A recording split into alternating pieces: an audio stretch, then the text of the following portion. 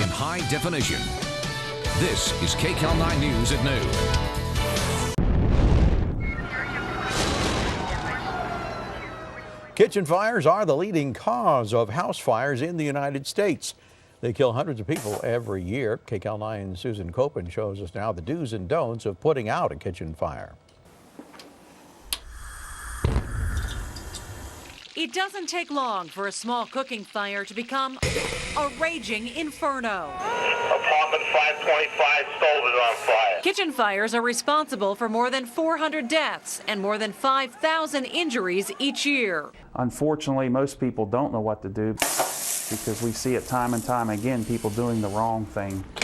Jason Ziegler admits he did the wrong thing when oil for his chicken wings caught fire. Jason says he grabbed the burning pot and tried to get it out the door. When it flashed over and caught my arm and I dropped the pot, the skin actually started coming down. It looked like melted wax. I was burned here on my right arm and the right side of my face right here and onto my ear. Jason spent 11 days in the hospital. We're about to show you the do's and don'ts of handling a kitchen fire. We're placing 1 cup of oil in the pan. All it takes is some heat, and that oil can ignite. Your first reaction may be to throw water on the fire, but that is the wrong thing to do. Water, oil, don't mix. You're going to make a firebomb. That's exactly what we're doing. Watch what happens when we pour 1 cup of water You guys ready? into 1 cup of burning oil. The blast is so intense, it rips the curtains off the window. What happens to the person standing there who just dumped that water? That fire is coming right in that person's face. Even using the wrong kind of fire extinguisher, like this water-based one, can be disastrous. The fire doubles in size. Just going to pour ordinary water on the towel. And using a wet dish towel is also a wrong move. Watch. So I'm going to go ahead and throw this. The towel just pushes the flames higher out the back. And if you think grabbing something like flour is a good option, Flour will tend to make the fire grow, as you see. in a kitchen fire, here's what you should do. Grab the nearest lid. Take the lid and slide the lid right over the burning pot. Immediately turn off the stove and leave the pan alone.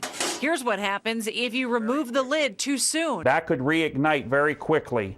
There it went. If you don't have a lid handy, something like a cookie sheet will do. You can also use a fire extinguisher made for grease fires, like this easy-to-use spray can called Tundra. You don't want to get it too close because if you do, it will drive the cooking oil all over the wall, all over the stove.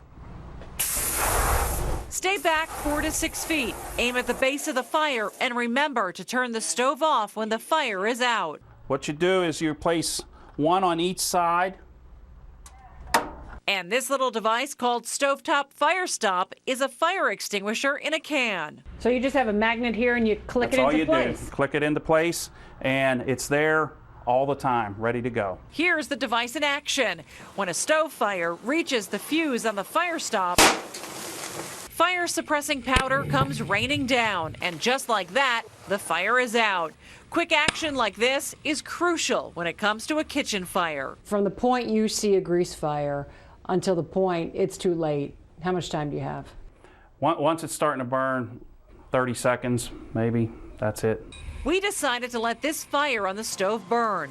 In just 1 minute, heavy black smoke was pushing down from the ceiling, and it took just 30 seconds more before the cabinets were on fire. So a small grease fire turns into this. Happens every day. You have to be prepared. You have to know what to do in the event of a fire.